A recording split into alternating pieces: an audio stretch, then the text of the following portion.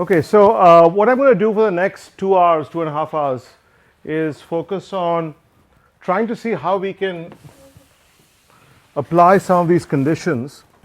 And what I'd like to start with is to quickly go through what are the sufficiency conditions for existence when you have a stochastic VI, and for uniqueness, right? So if you have a problem which is stochastic, under what conditions can you say something about, when I say stochastic, I mean the map is expectation valued. Okay, so let's try and draw a similar figure akin to the one that we drew last week. I mean, sorry, day before yesterday. Was it yesterday? So we have this problem: minimize expectation theta 1 x omega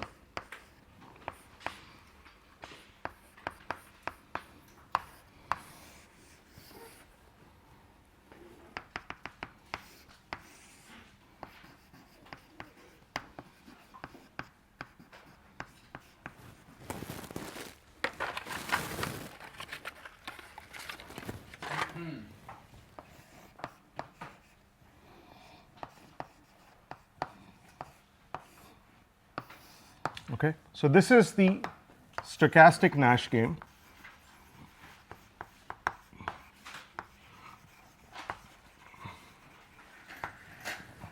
Okay, so an equilibrium of this,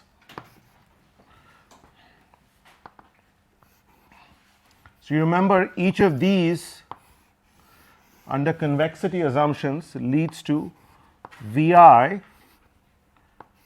x1 gradient of expectation of theta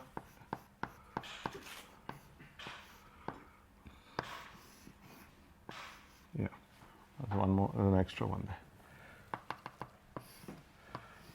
Okay, so this is necessary and sufficient if theta I are convex and C1 and xi are convex, right? So in that case, the variational conditions are necessary and sufficient, right?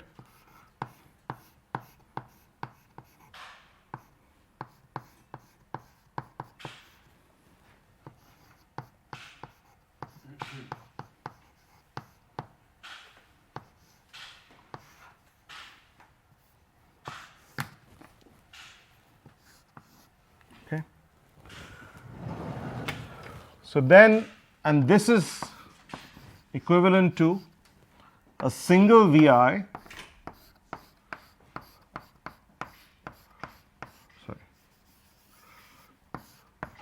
where x is equal to the Cartesian product of the sets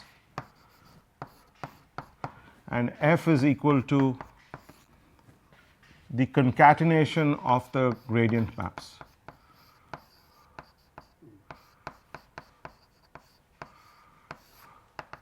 Just the way we did.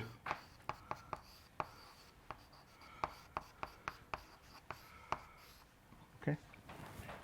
Okay, so nothing has changed. The only thing that has changed is wherever I had gradient of theta 1, it's now gradient of the expectation of theta 1.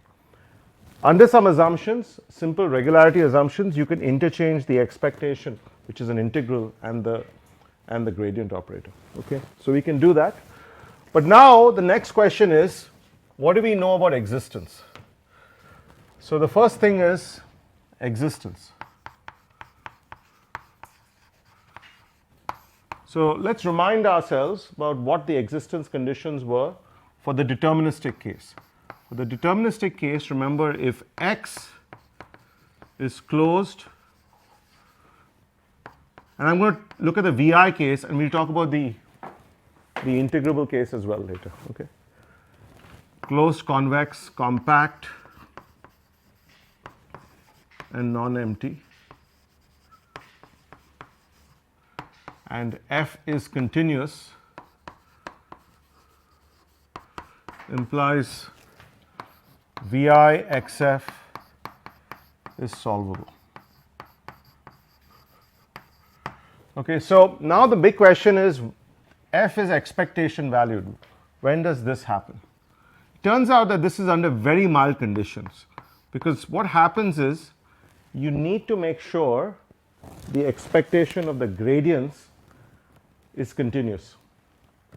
Now, it turns out that even if the gradients, so I don't want to get into that. Let's just say that this occurs, holds quite off with vast generality.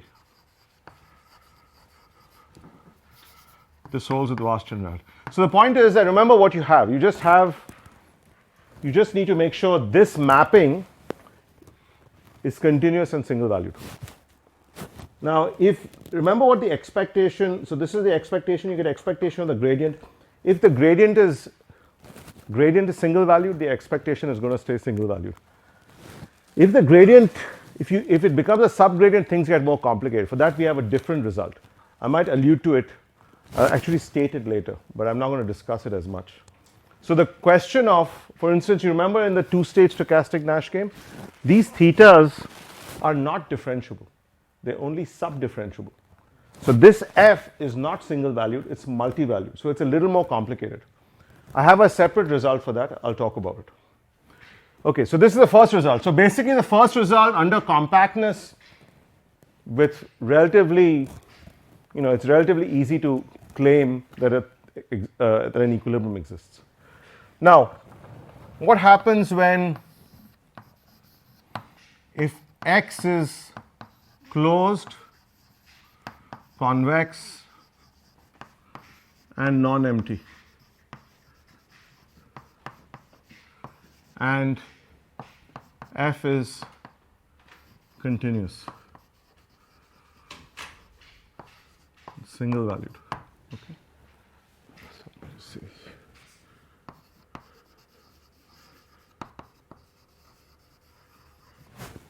Then what happens? So then what you have is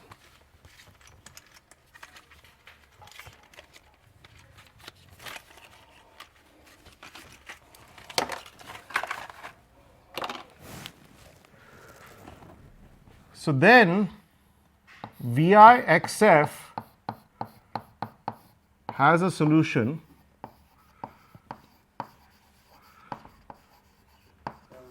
if. So one thing that I want to point out, so normally remember last time for the deterministic case, how did I show existence when X was merely closed and convex? One condition I gave was if you can show that there exists an xref, a vector, such that f of x transpose x minus xref, this is the limit infimum.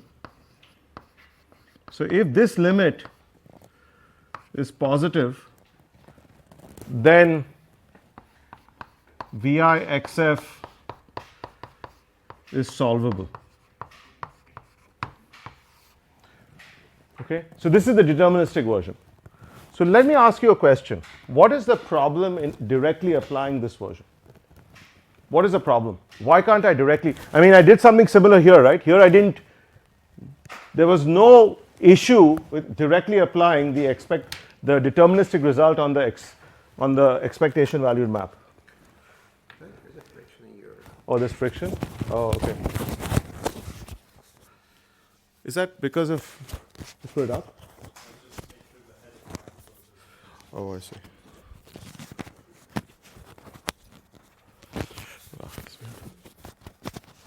Oh, okay. Better? No, it's not sticking.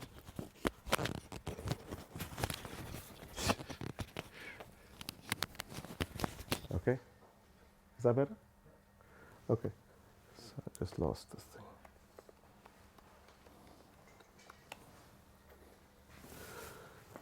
So can someone tell me why? So here I didn't, right? Because the map, all I needed was the map had to be continuous and single valued.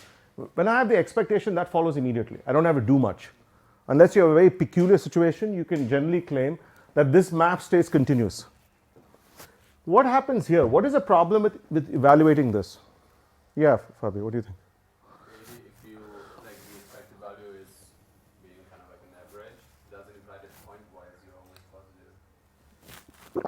But the thing is that we're interested in the average, right? We're interested in the real value of the mapping is the expectation.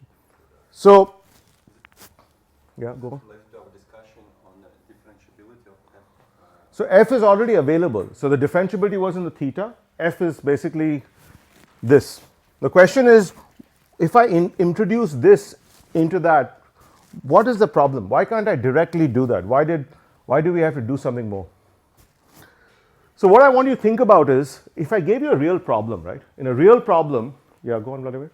Yeah, as I remember, we haven't discussed sampling of that problem. So there's no question of sampling here yet, right? I mean, so you're right. There might be so there is a question about scenarios that's going to emerge, but remember, sampling is an avenue to solve the problem, to approximate and solve the problem. Here we're trying to establish an existence theory for the original stochastic variational inequality problem. Let me ask you a question which is more general. If I gave you a Cournot game, right, what do I need to? I need to check this limit. This is essentially a limit of a function. How do I check limits of functions? I check limits of functions by just analyzing them, right? So suppose I asked you, what is the limit of, if I asked you, what is the limit of e raised to minus x sine x as x goes to infinity, right? You have a closed form expression. You know by using standard continuous mapping theorem that you can take the limit inside, and you can show that the limit of this is 0. But what did you do to do that? You noticed that, oh, e raised to minus x, I know what the limit is. I know sine x stays between minus 1 and plus 1, so I know in the limit this is going to 0. But you had some structural understanding. If you look at this, what do you know? So because what is this? This is summation of fi of x times xi minus x ref I. This is some vector that's going off to plus infinity. This is some finite vector. I need to know how this behaves regarding that. But what is this? What does fi have? Expectation. It has an expectation. So if you have an expectation and you need to figure out what happens, how do you deal with that? You have no understanding because you need to what? You need to integrate it. Do you have access to that? You don't have access to that, right? You don't have access to the integral. And so that's why handling this coercivity result is in its original form is not available to you. So this is something that we did maybe 8-9 years ago. We were able to extend this to the stochastic regime, and the result, this is the result that we have. So the point that Vladimir made about sampling, it's not quite sampling, but if you, what you'd like is you'd like to have a result which you can actually verify. So if I tell you to operate on f of x omega, where this is f of x omega, this is f of x, and this is f of x omega, the gradient of the original map without the expectation. This is much more tractable, right? Because when you write out the model, you don't know the distribution. You don't even know what kind of distribution you have, but you know what your cost function is, right? So this is something you can analyze, right? So in Fabio's case, if he tells me, hey, this is like some weird exponential log, all I know is some of the parameters may be uncertain, but I know the algebraic structure. If I have that algebraic structure, can I get a result with this structure, with this map? Because that's easier for me to evaluate. The result itself might be more stringent, right? So the result that we have is this one.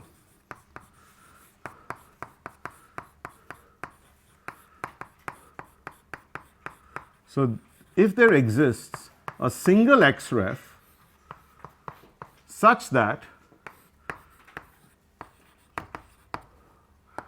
and the reason why I need almost surely is because this statement has to hold for almost every random variable omega, f of x omega. Okay, so we are able to extend the coercivity statement, and I'm going to show you how to apply this. As we move through the lecture, I'll show you how to apply this, right? Now, if your question is, how, so let me just spend a bit of time and show you how to apply this in the deterministic regime, just so that you know, because I write it out, but a lot of you look at the result and you might wonder, how do I apply this result? Right? So let me show you how to apply the result in a very simple case. I'll just do it here. It's easier to write.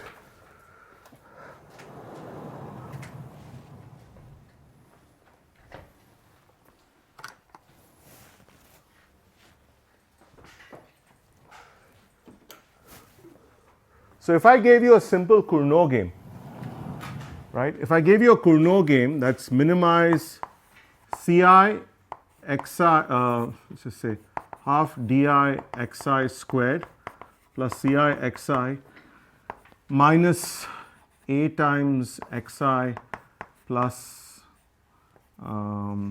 b times x times xi. Okay, that's just the revenue and the cost minus the revenue, and let's just say xi is non-negative. Okay, so this is in this game what you have is you don't have constraints, right? If you don't have constraints, this is for all I. If you wanted to show existence and you wanted to use the VI approach, what is the statement you would use? Can you use the first statement?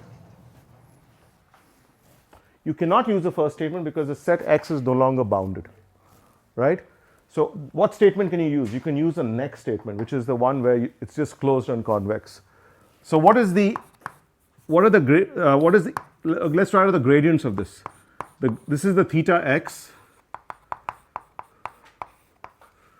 So the gradient of theta I of x in xi is equal to Ci plus di plus di xi plus x, no, it's b of x plus xi minus a.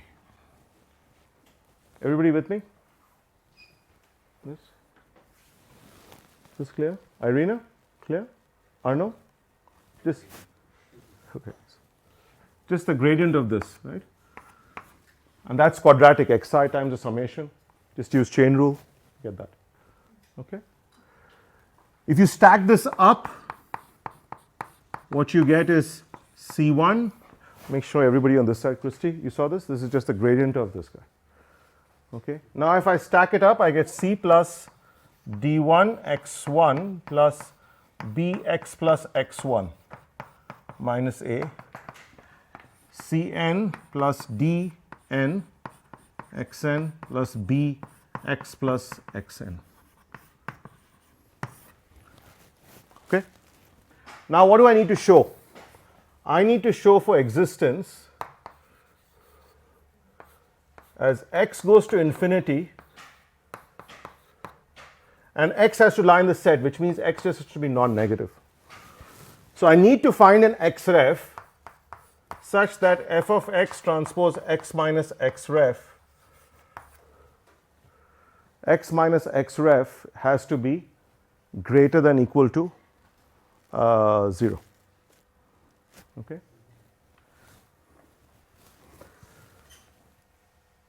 So now here is where in this particular case the monotonicity of the map helps you.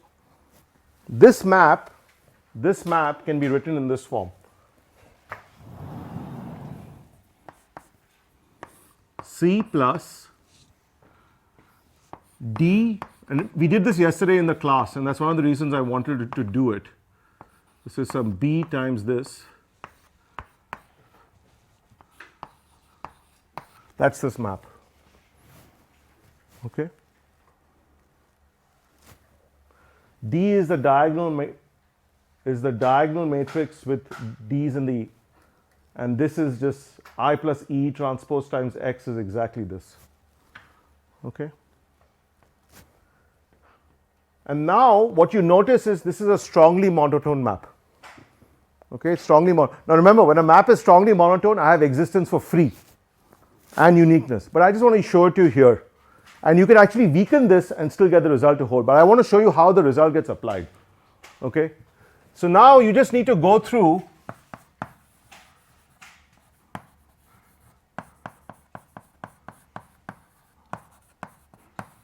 okay, this is add and subtract x ref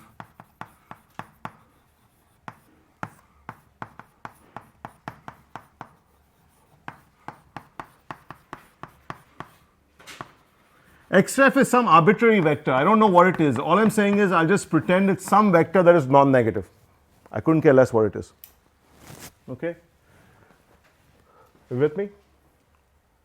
First step, I need to prove this limit. This is equal to this. All I did was I added and subtracted xref.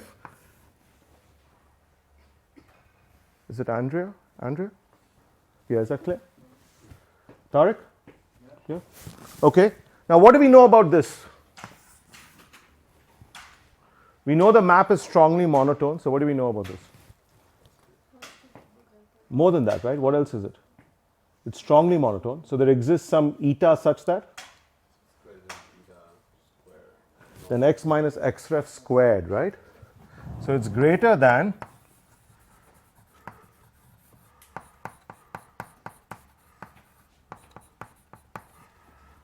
eta times x minus xref squared plus f of x ref transpose x minus xref. So what do we know about this as x goes to infinity? Jing, what do you think we know about this? What's happening with this?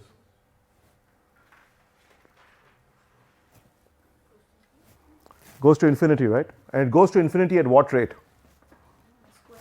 At a quadratic rate, right? It goes to infinity at a quadratic rate. Tends to plus infinity at a quadratic rate. And these rates are important, and I'll show you why. So you need to see this exponent to figure it out. What happens with this one?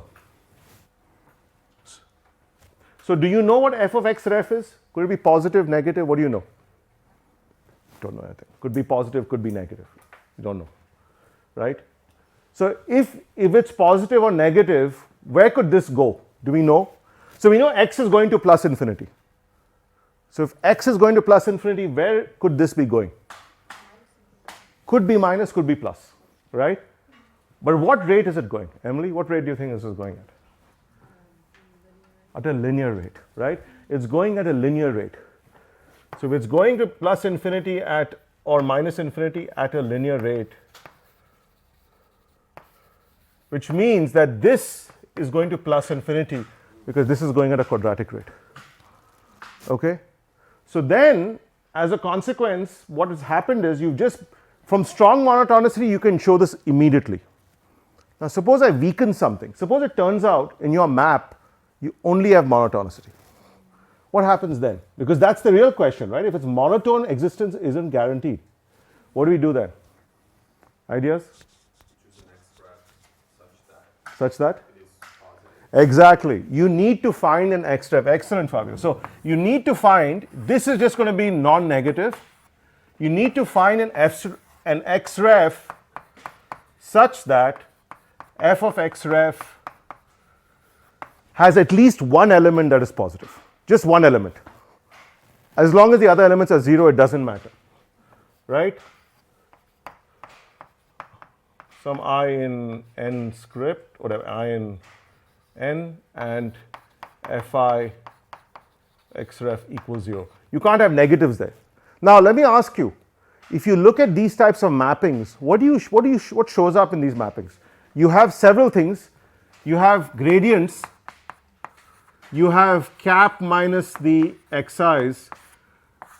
These things you can always say xi equals cap. This is fine, equal to 0, right? And you take the gradient, you're going to get some minus 1 or something. So it's not too difficult for you to check these and get structure. That's where your problem comes in. When you check your problem, you need to find an xref for which f of xref is non-negative or one element is positive and everything else is 0. Actually, all you need is that this liminf is positive, so you don't need that much. You could also have some things which are negative, but as long as the negative stuff gets counterbalanced by something that is positive, it's fine. Now, you don't even need monotonicity, right?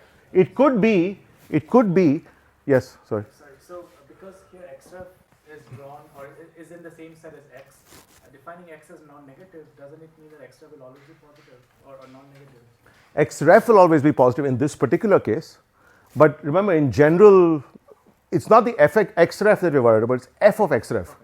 And f of x ref, the only way that gradients are positive is if the functions so suppose you made the assumption that gradients are increasing. You might say, oh, that's enough. But the problem is you don't just need them to be increasing. If this is increasing, this is positive gradient. What about this guy here, right? We have this other counterbalancing. So it comes down to, even for non-monotone problems, you can do this. You have to evaluate the non-monotone part of your map and try and analyze it. And almost all the results which use these types of techniques will leverage this structure. Okay? So now let's think about what happens when you have stochasticity. If you had a Cournot game and it was stochastic, what aspects do you think are stochastic? So Lisa, what do you think? What if you had a Cournot game, right? Just a Cournot game, right? Think about the game that you were considering when we were talking about the storage problem. What aspects of that game could be uncertain? The cost could be uncertain because I don't know the cost I'm going to be faced with. So it could be some C of omega. The price functions, I have no idea what the price functions are, right? So if I don't have an idea, I often attribute a distribution, right? So I say, hey, let's make this A omega. Let's make the linear cost random, right? So then all I need to do is go through the same analysis. The analysis doesn't change. I go through the same analysis and show that a single xref works for all realizations. So I need some properties on C, A omega and B. So I'll probably need something like this. So I think one side you won't, or this side might be unbounded. You'll need some bound somewhere. So those bounds you'll have to impose, and based on imposing those bounds, you'll be able to weaken this to a result which abides by this structure. Okay, so does everybody see the logic? Yes? It's not a variable, I guess, it's a parameter. It's a parameter. So what's going to happen, Arno, is when we write this down, this expression that you get, that expression is going to be in terms of A omega. Now, if you're going to bound it from one side, you're going to need some, like, if you think about it, actually I think I'm going to need the upper bound. Because look, when I have this here, when I multiply it by x minus x ref, in the expression what's going to happen? You're going to get minus A omega times x minus x ref. Or x, whatever, x minus x ref. Now, what you're going to need is, suppose I tell you x is going to plus infinity. What's happening to this? If this is positive, this is going to negative infinity, right? So, what is the largest value it takes? Well, the largest value it takes, the smallest value it takes is minus a bar times x minus x ref. So then I need to just figure out, is there anything that is larger than a bar that counterbalances it? Okay, so when I do the analysis, what you notice is, oh, there's some quadratic terms here. These quadratic terms will help us, right? And that's what you have to look for. Or you have to look for the linear terms, because the linear terms are constant terms. If C omega is if the average of C omega is larger than a bar, you're already fine. But suppose it isn't, then you'll have to worry about the quadratic terms. Isn't similar even for the deterministic case where parameters D can impact this? The D will only impact it positively, because D is a non-negative number, Okay, it's not because it's convex, right? by assumption. Not by assumption, because it's a convex function. The D has to be positive or non-negative. If D is negative, that the player payoff is non-convex, and this whole avenue cannot work. So there are some structural things that you won't be able to change. So B has to be non-negative, because if B is non-negative, this becomes non-convex. If D is and D has to be non-negative. If either of those is 0, then you have non-convexity. So there's some things which will stay. They could be 0. Actually, this can't be 0. If this is 0, there's no price function here. So B has to be. So you get some strong monotonicity in these Cournot settings. But in other settings, you needn't, right? So when you write out the algebraic structure, every problem is going to be different, right? Every problem is going to be different. And so this is basically the recipe.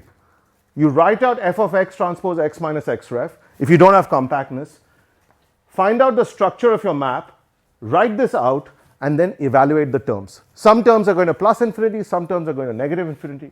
You just need to make sure if you can get everything to go to. Now, suppose it turns out that you can't. Then it doesn't mean there isn't an equilibrium. This is a sufficient condition, it's not necessary. It may still be that you have an equilibrium, it just may be that you can't prove that one exists, right? But don't give up. What you want to do is look, there are weaker conditions. I don't want to go through all the, but there are some weaker conditions. But this is a relatively weaker condition. So, but there are others. There's a complementarity. So when you have complementarity problems, there's an even weaker condition that you can use. But that condition is a little nasty to explain, so I don't want to do it. But I feel like for 80 to 90% of the problems when you don't have compactness, this condition helps. Okay? Okay. Yes? I could not really follow how you generalized it to the stochastic case. Okay. So now when you have the stochastic case, what happens here, Anubhav? This becomes omega, right? Yeah. So then when you write down the gradient, then this is no longer x, this is x omega, right? Right? Yeah. So now what's going to happen is when you write this out, you get c omega, d omega, b omega, and a omega. So now when you write this, you're going to try and look for this, and there's a single x step, so there's no other omega here except here. Okay, there's omega here. So if you can show this is positive almost surely, and what I mean by almost surely is for all realizations of the random variable except for that from a set of measure 0. But then you'll have these a omegas, you'll have to make some decisions about those, and that's why you'll need some bounds on them. You'll need to know, for instance, are they negative? They can't be. Some of them have sign constraints, right? Because they're the intercepts of the inverse demand function. They're always positive, right? They just might take on. So for instance, if you wrote out the inverse demand function, it's this, so it'll always be within some range, and the slopes are always positive, negative, but they're always, they'll swivel a bit, but they can't change in sign. So you have some bounds on those, and when you have those bounds, you have to invoke those bounds in the right direction, because there's some negative signs and positive signs. And I'll give you a precise example next, where we look at a real problem. Yeah, Julian. What if the random variable appears in constraints but not in objective function? I guess then you need to write your mapping both primal and dual. Primal dual. And then when you have that, right, one of the problems is you get non-negative bounds on the multiplier. So that's why there's a weaker condition. Yep. You can use this condition on that, but there's a weaker condition using for complementarity problems. That condition is a little weaker, but it's a little difficult to explain. Because in case of wind or renewables, most of the time the random variable appears in the constraints here. So you need to, there is one issue in that. The issue is that when you have random variables in the constraints, if you have as many constraints as there are realizations of uncertainty, then that problem is infinite dimensional or semi-infinite, right? If you have a semi-infinite problem, then this theory is a little harder to apply, because now you have a mapping of infinite dimension. You understand what I mean? So Jalal makes a good point. So suppose I gave you this problem. The stochastic problems we've looked at, most of them, now we can deal with this if this appears in the second stage. I can have, right? Yeah, so that all of this works then. But if it's in the first stage, suppose I gave you this problem.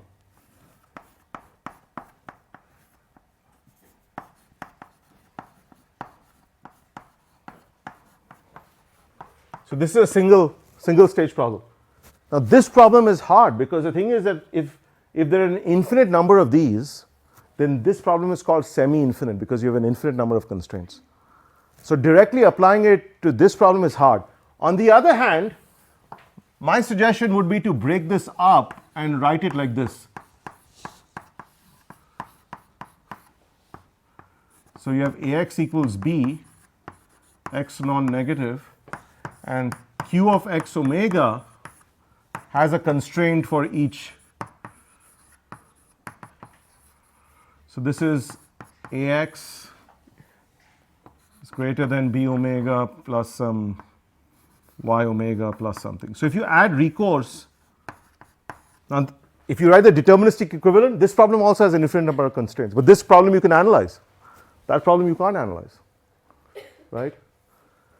So a lot of it is to do with the modeling. If you have this problem, my suggestion is to add a spurious recourse variable and solve this problem.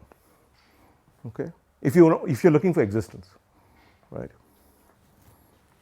Questions?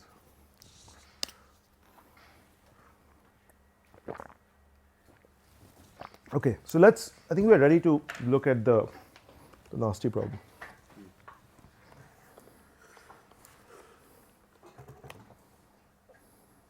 So the first thing I want to point out is if the problem is integrable. Oh no, you're connected.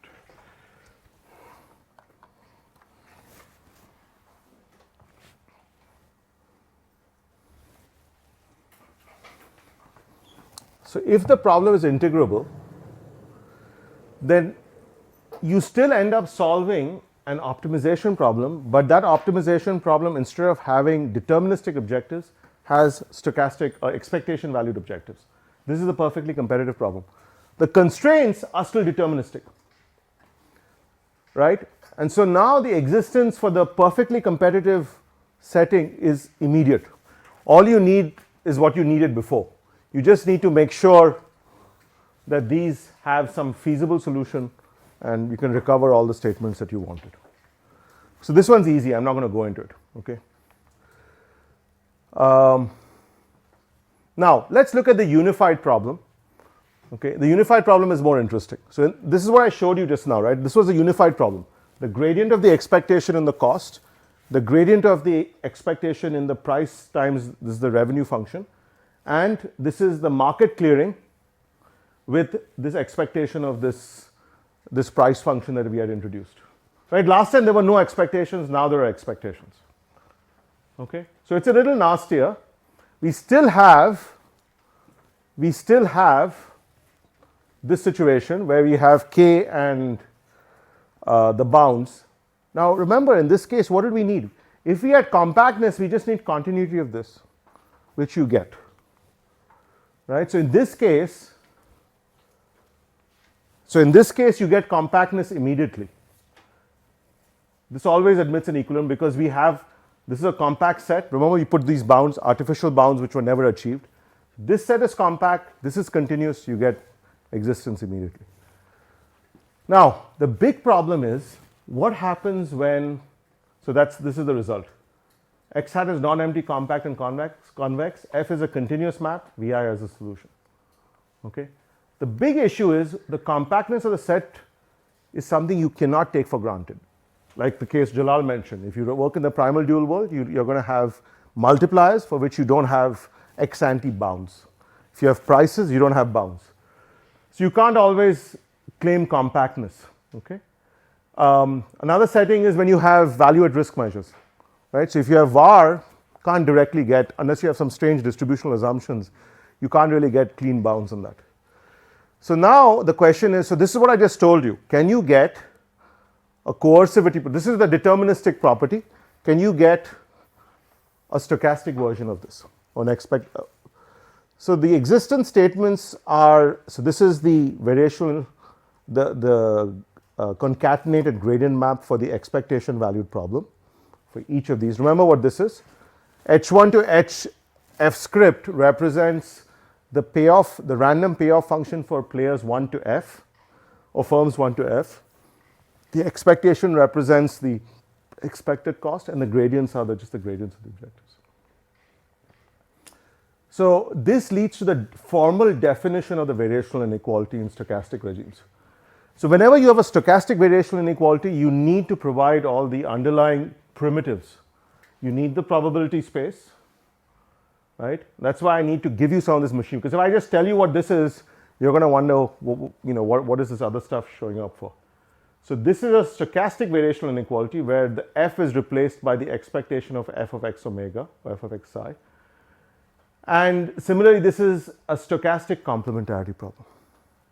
Okay, and if and instead, so the statement is the same. The only thing is we've replaced f with its expectation. And when I say expectation, remember expectation is something that is defined in a scalar sense. So when I say this, I mean component wise. Okay, so that's taken for granted. I want to give you an intuition of what it means. So this is what a variational inequality problem looks like. You have a set. If you just had f, this would be negative f lying in the normal cone. Okay. Now, if you had some randomness, you could have minus f of x omega 2 outside the normal cone. Some might be in, some might be out. But you need the expectation, the negative of the expectation to lie in the normal cone. Okay, so I want to make sure that everybody understands that when I get a solution to the stochastic variational inequality, that solution doesn't mean that I'm getting a solution to every scenario-based variational inequality. So what I mean by that is there are two different objects here.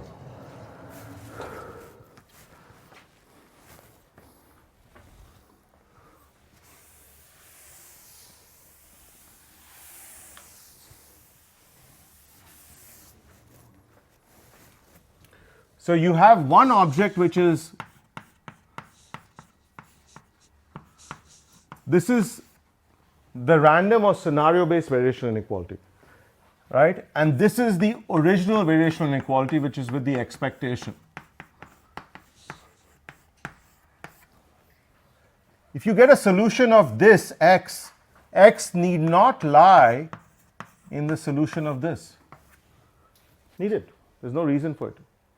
Right? These, and there is no obvious relationship between the solutions of one and the other. It's not like you can take the expectation of the solutions and get the expectation of the original. That's a nonlinear map. You're not going to get that kind of relationship. So often people say, well, why don't you just randomly select one and get a solution? They may have no relationship. If you randomly select the f's and average them and then get a, so if you did this,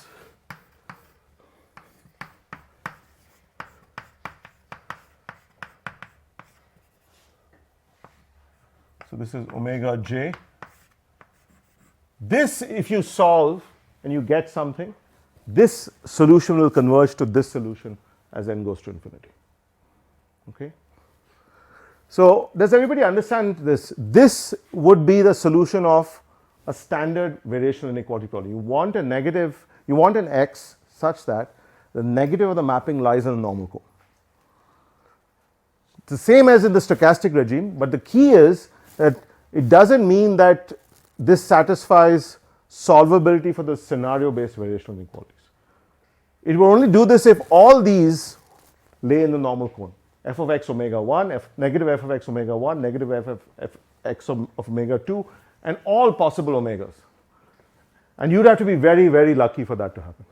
And in fact, it would be a problem which is really far from deterministic, because it means that the stochasticity is not affecting the solution map. Right? So you could have this situation. You could have a set like this.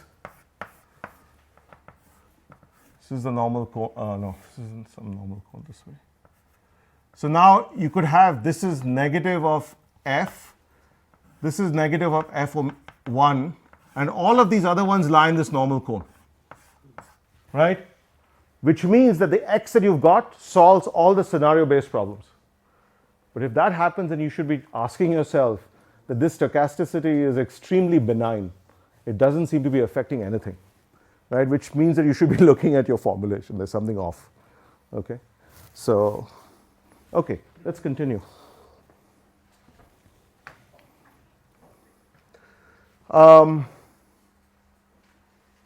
Okay, so this is the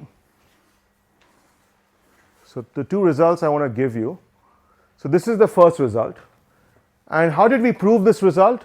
This result used a theorem from analysis called Fatou's lemma, which allows you to interchange limits and expectations. Once you have that, the result takes a bit of work, but it's not too bad. Okay, so this is a stochastic coercivity result. Now what happens when you have set valued maps? Right? We have set valued maps in certain settings. So this, remember I talked about set valued maps? So instead of the f, you have a phi, and that coercivity result becomes this coercivity result for deterministic settings. The question is, can this be extended? It turns out this can also be extended, and we were able to extend this using this framework. Okay. So these, and this is the result I'm going to check for the case of conditional value at risk. Okay. Okay. So now, how do you apply this framework? Okay, so let's talk about how to apply this framework. So now we've got a problem where each generator is risk averse. Okay, so now what the generator does is it's got its risk neutral part, which is your cost minus revenue, and it's got its risk adjusted part, where it takes, this is the value at risk, this is the revenue minus, sorry, the cost or negative profit minus M of Fi. Okay, plus. Now, for those of you wondering what is this definition, this is the definition of the conditional value at risk. Okay, so this is something that is used to model risk. It's a coherent risk measure, it's a convex risk measure. So a lot of benefits of using conditional value at risk. The problems that arise are that this is non-smooth. And so when you write down the variational problem, you have multi-valued maps. And that's why it's a bit of a pain in the backside, right? Constraints are deterministic, like we had before. And so the main thing is going to be when I write the gradient of this, how are you going to deal with it? Okay, so. Just a question. When you say the constraints are deterministic, Yeah. it means that you approximate them with samples, or No, they're deterministic. It's a one-shot game. So basically, you don't adapt. So you make a decision in the day ahead and you don't care what happens in real time. Right? So there are some settings where you don't care what happens in real time. You're just making day ahead decisions and you leave it. Now, if you wanted to make real time decisions, you could put a recourse function. It doesn't change, I mean, it will make the problem nastier, but you can, the formulation allows for it. Right? So the only issue is non-smoothness. Otherwise, it keeps the, if the original problem is smooth, sorry, monotone, again with CVAR, still it's monotone. So we have to be careful. It's not, so to prove it's monotone is not that easy, because you see, to show monotonicity, this, you see this couples all the player problems, and because it's ensconced within the plus, we haven't proved monotonicity. We don't even try and prove it. Instead, what we try and show is that an equilibrium exists. So for us to show monotone, remember what we need to do. We need it for uniqueness, right? If I like to try. If you want to show uniqueness, you could, but it's not obvious. I mean, I don't, because remember, for us to show uniqueness, if I have to show monotonicity with the conditional value at risk, you have a non-smoothness, it's not clear, I'm not sure. I don't have an answer for you. I haven't tried looking at it. That's a question, but I don't think, we just showed existence. So you're saying that this function is non-smooth, then we cannot check the game map and see if it's monotone, so we have. Yeah, because the game map now is multi-valued. And because it's multi-valued, it's a little harder. There might be ways, we just haven't looked at it. Existence was a pain already because we were looking at multi-valued maps, so we didn't move to the and even when we did the multi-valued, we didn't use monotonicity, we directly used coercivity. Okay, so now we are going to use this result, okay? This is the result I'm going to use. So I'm going to express this part, write this part out, take the min over the multi-value, so this is the elements of the multi-valued map, because the multi-valued map induces a set. So I need to take this as the minimum over that set and then take the limit of that. So it's a bit of a nasty expression that we have to deal with. So this is the firm's objective, okay? Just remember, this is the firm's objective. The first thing we need to do is compute the subdifferential. So what is the subdifferential? The first thing you want to check when you write down subdifferential is what parts are differentiable, what parts are not differentiable. Okay, so if you look at this part is differentiable. So when I take the subdifferential, you just get gradients here. Okay, the main the non-smoothness that occurs here with this plus. So whenever you have a subdifferential of a mapping, you can write it as a sum of the gradients plus the subdifferential of the map. So this is the gradient of the smooth part plus, now remember, I'm taking the subdifferential of the random problem, omega problem. I haven't taken the expectation yet. So I get the gradient of this part plus the subdifferential of the risk measure, the integrand of the risk measure. See, the risk measure is an expectation of a non-smooth function. All I'm doing is I'm taking the subdifferential of the non-smooth function. Okay. Now for this part, the gradient is easy, right? This part, the gradient is is just two variables, GFI and SFI. The gradient in so this gradient is basically going to be in the primal variables, and this is in the CVAR variable. So I'm going to call all generation and sales decisions ZFI and the CVAR decision MFI. Okay. Now clearly this part is independent of the value at risk MFI, so that gradient is 0, and the rest of it is just a simple gradient computation, C prime minus this. Okay.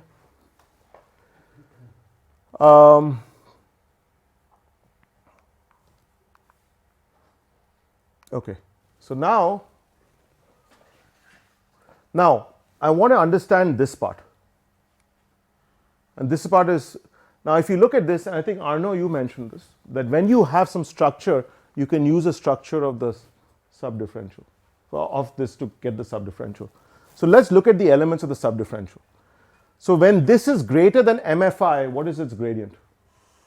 When it's greater than MFI, the gradient is just going to be, so when this is greater than this, is just the gradient of this whole thing.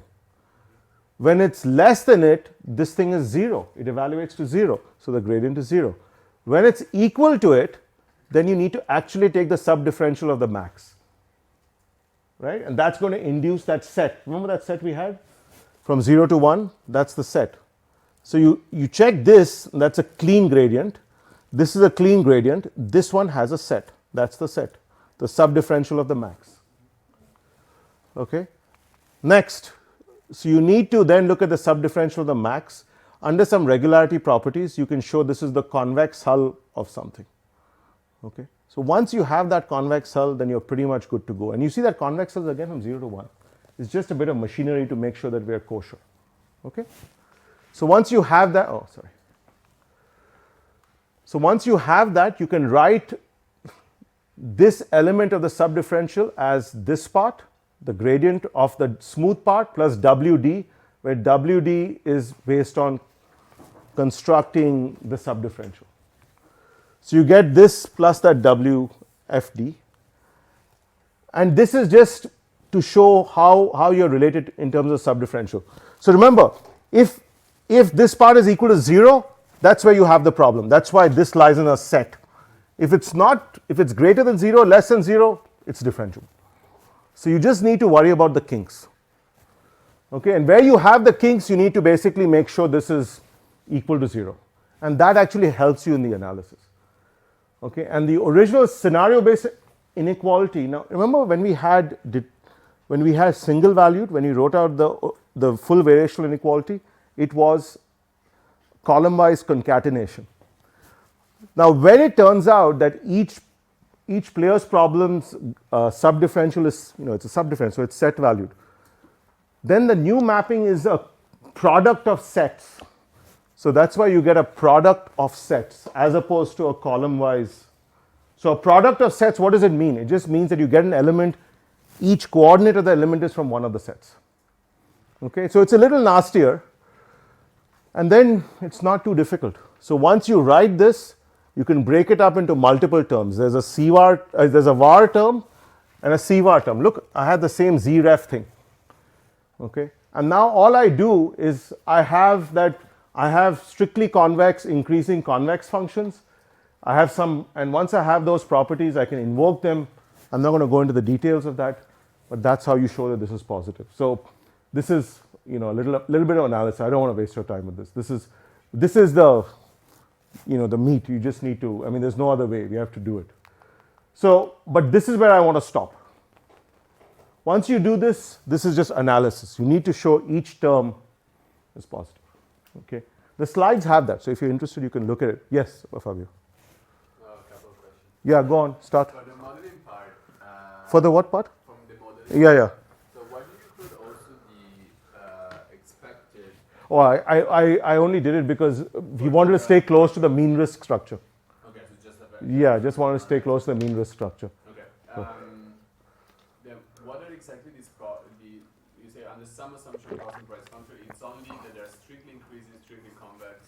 Yeah, so I need that the cost function. So here the paper has the precise functions, the reference paper, but really all we need is the cost functions are strictly increasing, and we need that the price function has to be, I think we need p prime of s has to be, because we don't even assume affine prices. I think we have a more general assumption on prices. See, if you look at the assumption, I think we have a more general assumption. We need p prime to be less than 0, p double prime to be less than equal to 0 something. Okay. And the main thing is, where does it show up? Let me show you. It shows up here, you see. This is p, and then once I write, I have a p prime. So I need some assumptions on that to make sure that when I go through the analysis, things stay bounded, the signs work out. Okay. So at the end of the day, it's induced by the analysis. If you find a term that's killing you, you can do one of two things. You can figure out how to deal with it, or you can assume it away. If the assumption is too egregious, then it's not right. If it's a reasonable assumption, so for instance, if I say p prime is less than 0, nobody minds, because that just means it's descending price curve. That's okay. So you have to figure out where that balance is as a modeler. Okay? And this proves existence. Existence, yeah. If I wanted to prove uniqueness, as Jalal asked me. Yeah, because it's still. Yeah, like, so there's still like some blurred line for me. Like, we're writing all these problems. So if I think that my issue is that because I look at the sample-based approximation of C-bar. yeah. In that case, I can write a convex problem, convex optimization problem. Wait, of the whole problem? Wait. Yeah, like your first problem, if I look at the. But the game problem is non-smooth. How would you write? So, because remember the approximation of the C-bar? it's hard, right? No, because the thing is, the main issue is that I don't know how to do it. Maybe you have a way. But look, this thing is coupled across players. How would I just? Because that's an Eshkun no. If I look at the perfect competitive case. Okay, maybe there's some other. Yeah, in this case, we wanted the non-smoothness to be over the interaction. Now, to Jalal's point, right? So one, how would we show monotonicity? You could show monotonicity of this map. I'm not sure if it holds, by the way. I have no idea. There are two ways to approach that. One way to approach it is, there is a notion of monotonicity for set valued maps. I haven't introduced that in this class, but if I gave you a map which is set valued, and that was actually the material yesterday where I was going to do maximal monotone maps, but I didn't do that. But if I had a map like this, so this is the map, it's now set valued. If I tell you that this is a monotone map, then it satisfies the following.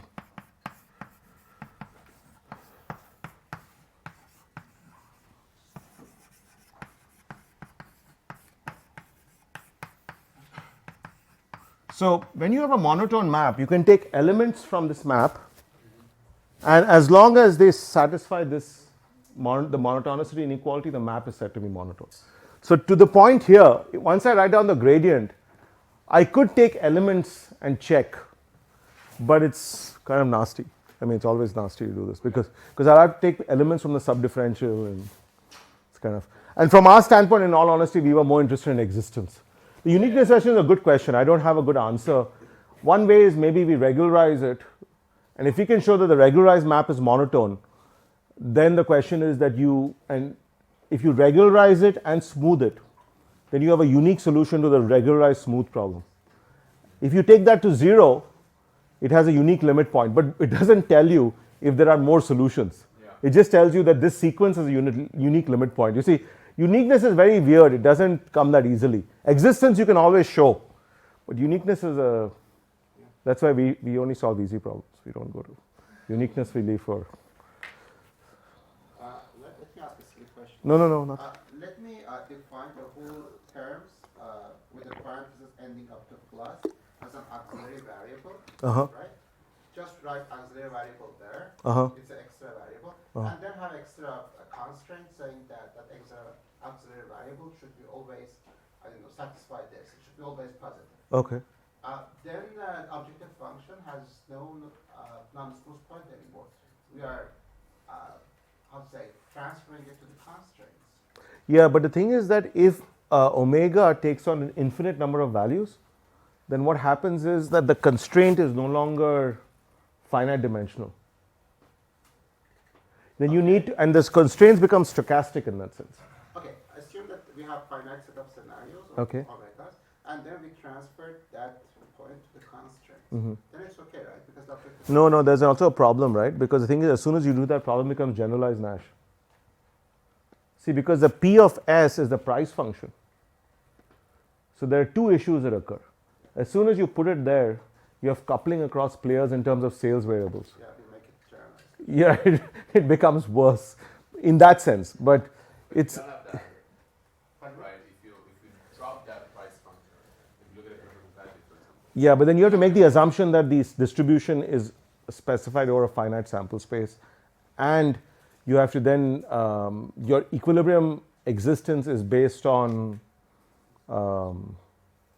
So if you can claim that either your distribution is on a finite sample space, then you're fine. But you have to look at the you'll have to. So you're saying that all of those are on private variables, are they?